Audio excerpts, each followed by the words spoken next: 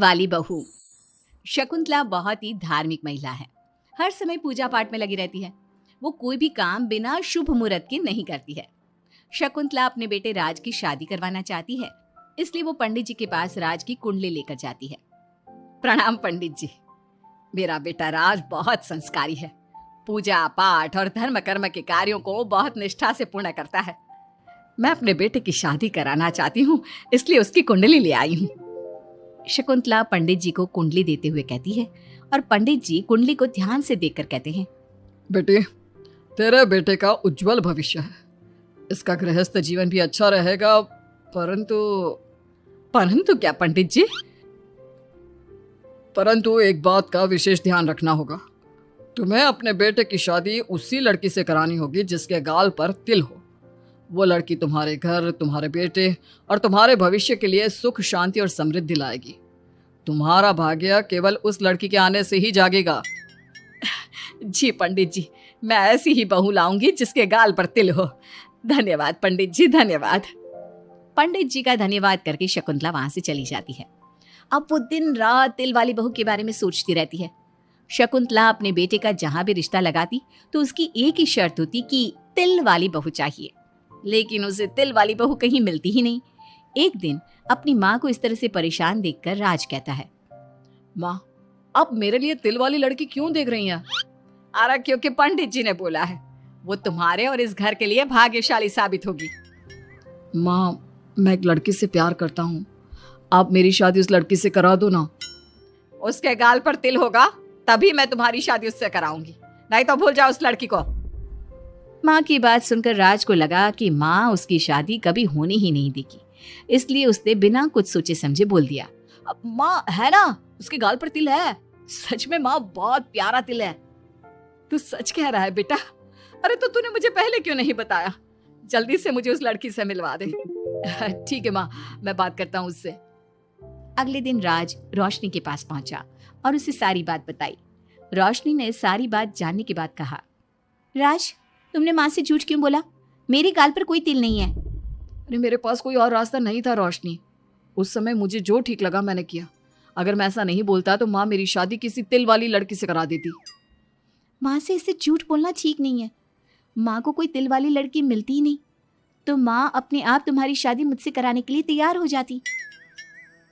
अरे तुम्हें पता नहीं, पंडित जी के मुख से निकली बात मेरी माँ के लिए पत्थर की लकीर है। वो आकाश पाताल एक कर देंगी, लेकिन तिल वाली लड़की ढूंढ कर ही रहेंगी।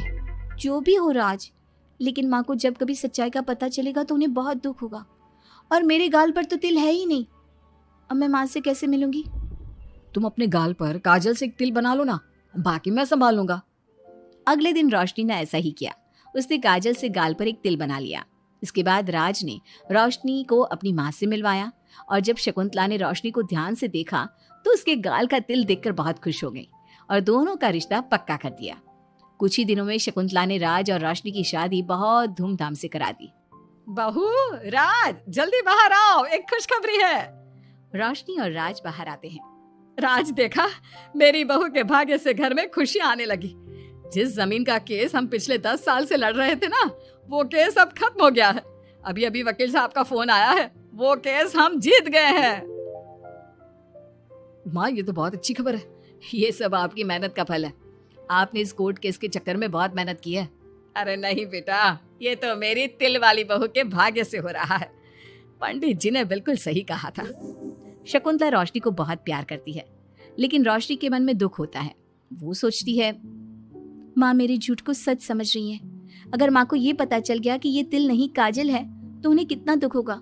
मैं आज ही राज से बात करूंगी कि वो माँ को सारी सच्चाई बता दे। शाम को राज घर आता है तो रोशनी राज से कहती है, राज, हमें माँ को सारी सच्चाई बता देनी चाहिए। घर में कुछ भी अच्छा होता है तो माँ को लगता है कि सब मेरे गाल के तिल की वजह से हो रहा है। तुम्हारे गाल की तिल की वजह से कुछ नहीं हो रहा, लेकिन हाँ, तुम्हारी वजह से हो रहा है। तुम इस घर में लक्ष्मी का रूप लेकर आई हो। सब बात ठीक है राज, लेकिन मैं माँ से और झूठ नहीं बोल सकती। मैं कल ही उन्हें सब कुछ सच सच बता दूंगी। नहीं रोशनी, अभी हम कुछ नहीं बता सकते। अभी हमारी शादी को ज्यादा दिन भी नहीं हुए। तुम माँ के दिल में अपने लिए थोड़ी और जगह बना लो, उसके बाद में पक्का मैं ही माँ को सब कुछ बता दूंगा। इस तरह से दिन गुजरने लगते हैं और शकुंतला के घर में खुशियों का आना लगा रहता है। शकुंतला अपनी बहू से बहुत प्यार करने लगी थी। एक दिन शकुंतला रोशनी के कमरे में गई। बहू, ओ बहू, कहाँ है तू? माँ, मैं बाथरूम में हूँ, नहा रही हूँ। अरे देख तो मैं तेरे लिए क्या लाई हूँ, जल्दी बाहर आ। अब मैं क्या करूँ? मेरे पास तो काजल भी नहीं है, अब चेहरे पर क्या लगाऊं? राज, तुमने अच्छा फंसाया मुझे। माँ, आप अपने कमरे में जाइए, मुझे नहाने में थोड़ा टाइम लगेगा, मैं खुद आपके कमरे में आ जाऊंगी। नहीं बहू, तू जल्दी से निकल कर आ, मैं यहीं बैठी हूँ तेरे कमरे में। जब रोशनी को इस बात का एहसास हो गया कि उसकी सास कमरे से नहीं जाएगी, तो उसने अपने गीले बाल एक तरफ कर लिए और बालों से अपना आधा चेहरा छुपाकर बाहर आई। बहू, नहा ली तुम? देखो, मैं तुम्हारे लिए नई साड़ी और गहने लाई हूँ। आज शाम को बहुत मेहमान आ रहे हैं, मैं तुम्हें सबसे मिलवाऊंगी। मेहमान किस लिए आ रहे हैं माँ? अरे तुम्हें राज ने बताया नहीं बहू? हमारी कंपनी इस साल नंबर 1 की पोजीशन पर पहुंच गई है और ये सब तेरी वजह से हुआ है। चलो मैं चलती हूँ, मुझे शाम की बहुत सारी तैयारी भी तो करनी है। जब शकुंतला रोशनी के कमरे से चली गई, तब उसकी जान में जान आई। शाम को पार्टी में बहुत बड़े बड़े लोग आए थे। शकुंतला ने अपनी बहू को सबसे मिलवाया और उसकी खूब तारीफ की। पार्टी में सब लोग शकुंतला के सक्सेस का राज पूछ रहे थे, तो शकुंतला अपनी बहू और उसके तिल की तारीफ कर रही थी। एक दिन शकुंतला अपने बहू बेटे के साथ घूमने गई। आज हम घूमने आए हैं तो देखो मौसम भी कितना प्यारा हो गया है, लगता है बारिश आने वाली है। शकुंतला के इतना कहते ही जोरों की बारिश शुरू हो गई। रोशनी और राज कुछ सोच पाते इससे पहले ही रोशनी के गाल पर काजल का तिल बह गया और शकुंतला ने ये सब देख लिया। अब शकुंतला के गुस्से की कोई हद ना रही। तूने मुझसे झूठ बोला? तेरी इतनी हिम्मत? कल वही मैंने तुझे इतना प्यार किया, तुझे अपने बेटे से ज्यादा ममता दी और तूने मेरे साथ विश्वासघात किया। मैं तुझे कभी माफ नहीं करूंगी। माँ, इसमें रोशनी की कोई गलती नहीं है, मैंने ही कहा था इसे ऐसा करने के लिए। रोशनी ने कई बार आपको सच्चाई बताने की कोशिश की, लेकिन मैंने हर बार उसे रोक दिया। क्या तूने कहा था? क्यों किया तूने ऐसा? कितना बुरा दिन था वो जब मैंने तुम दोनों की शादी करवाई और तुझे शर्म नहीं आई अपनी माँ को धोखा देते हुए? तो माँ, मैं और क्या करता, अब तो पीछे ही पड़ गई थी तिल वाली बहू के। आपको कोई लड़की भी तो नहीं मिल रही थी और मैं रोशनी को बहुत प्यार करता हूँ, उसके बिना नहीं रह सकता। हाँ, तो अब इसी के पास रहे, मैं तुम दोनों की शक्ल नहीं देखना चाहती। ले जा इस झूठी और मनहूस लड़की को मेरे सामने से। माँ, कल तक तो रोशनी बहुत भाग्यवान थी, आज ये मनहूस हो गई। अपनी सोच बदलो माँ, चेहरे के ऊपर तिल होने से कुछ नहीं होता।